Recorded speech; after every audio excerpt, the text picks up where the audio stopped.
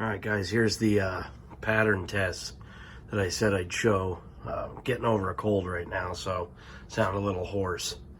So what I patterned with here was 20 gauge Boss Bismuth number 4s. They're ounce and an eighth, going 1350 is what they say on the box. And then I had these 3-inch 1 ounce number 4 steel shot reel, blue steel. Some Winchester high velocity 7/8 number 4 shot steel, and then these were my hand loads. These are real good. You'll see the patterns are pretty solid with these. The only thing I would change is, at least this time, I didn't have buffer at the time, but the Ballistics Products buffer, I think it's like their special mix. It's much finer because that's only 5.5 nickel plated lead. You'll find yourself probably wanting to use that over the spherical buffer by Precision Reloading, because that's it's a little bit bigger. But you can afford to buffer these. And you know, I think when I was reading in some of the advanced manuals for lead and bismuth by Tom Roster, I think you're looking like 500 to 1,000 PSI at most if you go to buffer. That's a 1 ounce load. I use it for pheasant mostly. I haven't noticed anything, and you're probably shooting it out of a 3-inch gun, and it's not even close to a Magnum 2 3/4 anyways, so even if you bump up 500 or 1,000, it's not going to have an impact. So that's the gun I'm using right there. That's a Winchester Super X4, 20 gauge, 28-inch barrel, 3-inch chamber. I only used True Lock chokes for these tests. I forgot the factory ones, and I'm pretty happy with the way these chokes ended up patterning. Probably not even going to try the factory ones. I'll show you the patterns here in a second, but before I get to the patterns, I want to show you what some of the wads looked like. So the first set of wads, these ones here, those are the factory Remington wads I was using. I think these are the SP20s. They're the 1 ounce. They're kind of hard to find nowadays, but they work really well. The next set is the wads for the Winchester, these 7/8 ounce. So you can tell, no pinholes or anything. They all opened well, so they're all good. And then the next set, these are for the Rio.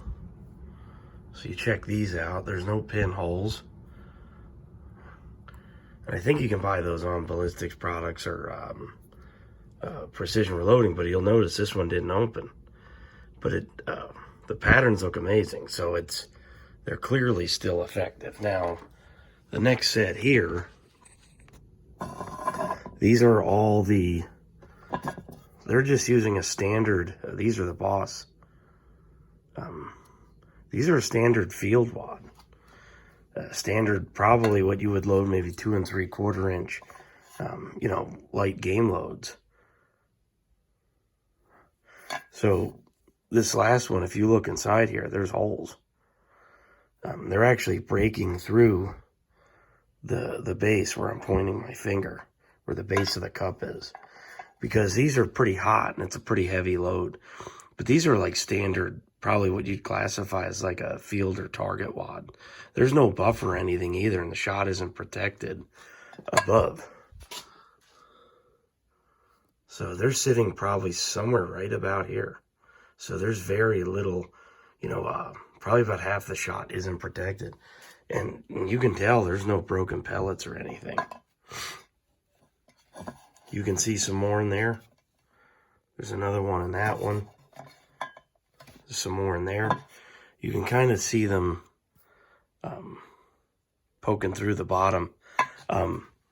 So one other thing about these, so even at 40 yards, I was finding some of the wads right about right about at the target at 40 yards. So those couple extra pellets were helping carry them wads pretty darn far. So I wrote the feet per second down in these. So the Boss were going 13-15 over the chronograph. The Rio Blue Steel, these were doing 13-10. So that's a little optimistic at 1400. These are also a little optimistic. Now these suckers, man, there was a pretty loud report with these, and a pretty darn loud report. I think it might have even been the most recoil. They were doing 1540, so these actually happen to be a little bit on the low side, at least per the box rating. And then these ones here, they were doing 1260. And I think this is like the perfect upland load. When you're hunting stock birds like me, I'm not on the plains like you guys or something in Kansas or Nebraska. Those are perfect out to 40 yards. All right, so the very first pattern here, these are the 5.5 nickel-plated 1 ounce. That's 40 yards with a modified true lock. I think a pheasant, I don't think a dove or anything, a Tweety bird is going to get through that pattern. It's quite impressive.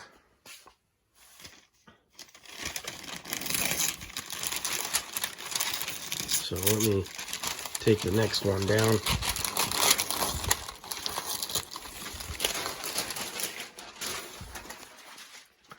That is 40 yards with a modified, same 5.5 nickel-plated lead. Man, it would be pretty tough for a dove to make it through that. And that's with a modified. This is 30-inch wide wrapping paper, by the way. So,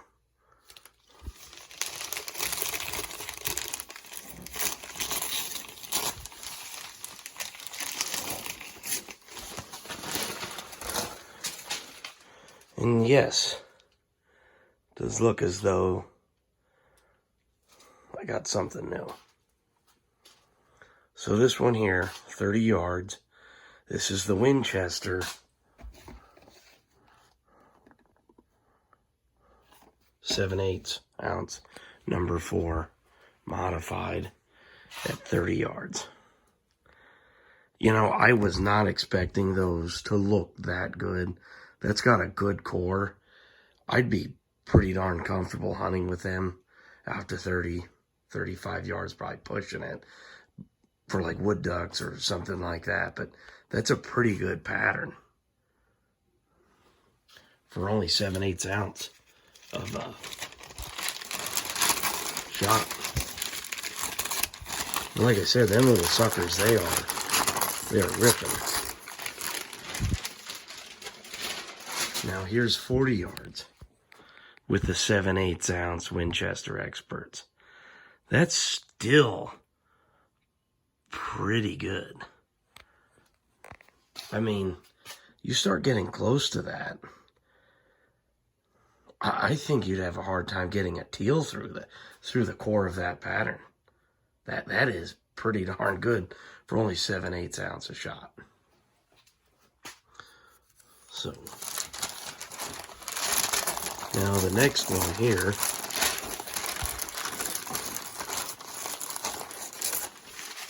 this is the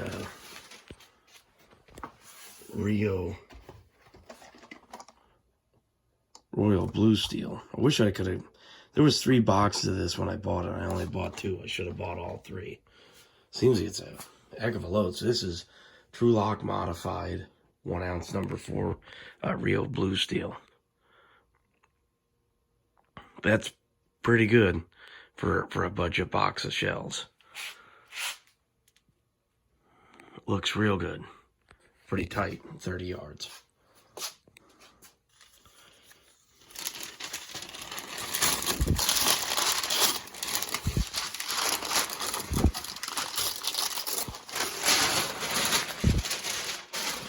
The next one here, this is 40 yards Royal Blue Steel 1 ounce number 4s. Man, I gotta tell you, that's pretty good. That looks like it's about a 2-foot core.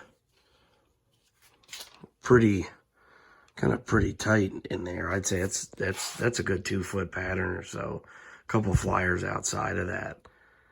But if you can't kill a wood duck or mallard with that inside of 40 yards, and you got a problem. So I'm pretty happy with these. Once again, that's the Royal Blue Steel 1 ounce number 4s. I actually saw that on Rogers Sporting Goods. I think they had a case for like $2.15. I would say that's probably a pretty good option if you're not going to try anything other than steel. So here's the close range at close range true lock, Boss number 4 3-inch. So that's pretty good at, and I believe that's 30 yards. That's pretty darn good. I would say that's a mallard killer all day long. Geese. The thing that's really nice about the Boss is the recoil is not as bad as some of these steel shot loads because they don't have them all juiced up. So here's 30 yards modified. That's got like an 18-inch core, probably 20-inch core. That's pretty deadly. Don't worry about them being centered too much. I was doing everything freestanding.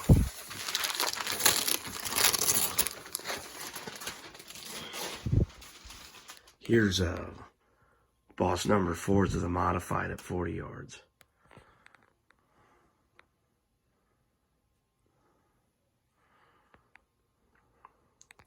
That's also pretty darn good. That's a pretty serious load for a 20 gauge.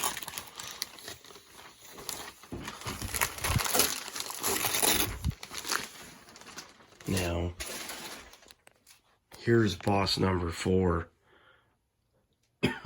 with a full at 30 yards. Tweety Bird is going to have a hard time getting through that. It's a serious load.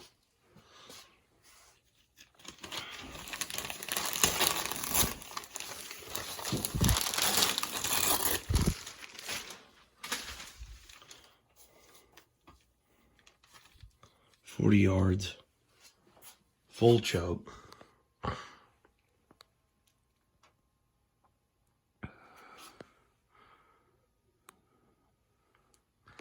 I mean, that's pretty good.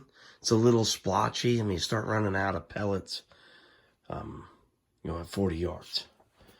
But I did reshoot that one because I wasn't happy with that. And if I recall, felt like the wad shot way past the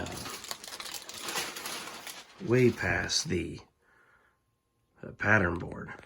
Now look, now I was shooting to the left on this, but look how much better that is. So it is, even though Boss isn't cheap, it's about $1.50 a shell for the 20 gauge. It's not perfect because they've made it on a budget. Like I said, using the field wads for 2 3/4 inch to accomplish the task at hand, which is making bismuth affordable.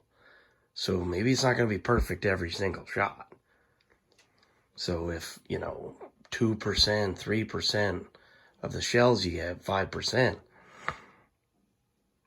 may not consistently give you a perfect pattern every time. But look how much better that full choke pattern is at 40 yards. It's pretty darn good.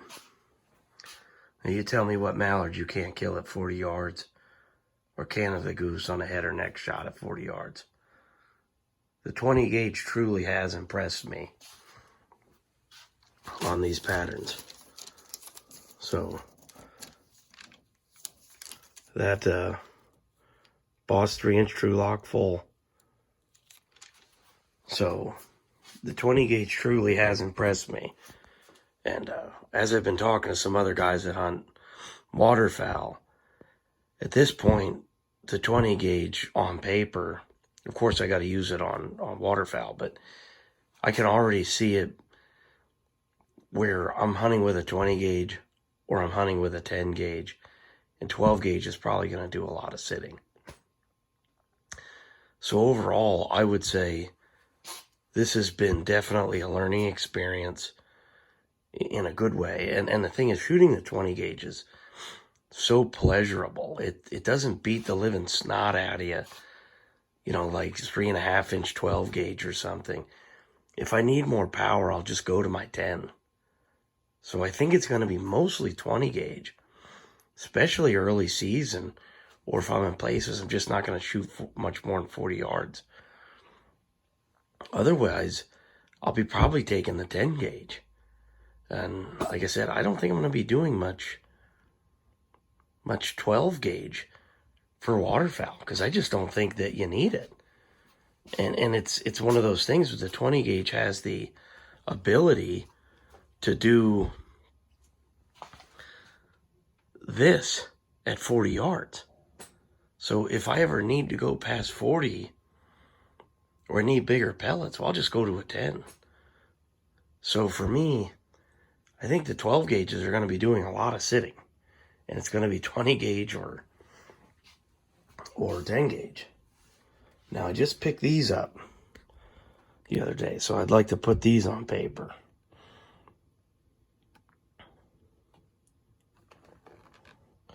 $57.50. I ended up getting them for $50 actually at a gun show out the door. So $2.50 a shell, ain't cheap. So these are heavier than lead. So number 6 is actually, these are comparable to 3-shot steel. Man, that's pretty nasty. That's basically a 12 gauge load. So that'll probably be the last box I buy of them. I couldn't pass them up. When I picked them up, I said, oh my Lord, you know, $57.50. And the guy said, well, about $50 cash. I said, yeah, I'll buy it for $50. Splurge once in a while. So yeah, that'll be the end of the video. If you guys got questions, let me know. Sure, my voice sounds worse than usual, just because I'm sick at the moment. And then something will be coming shortly for that. All right, I'll talk to you guys later.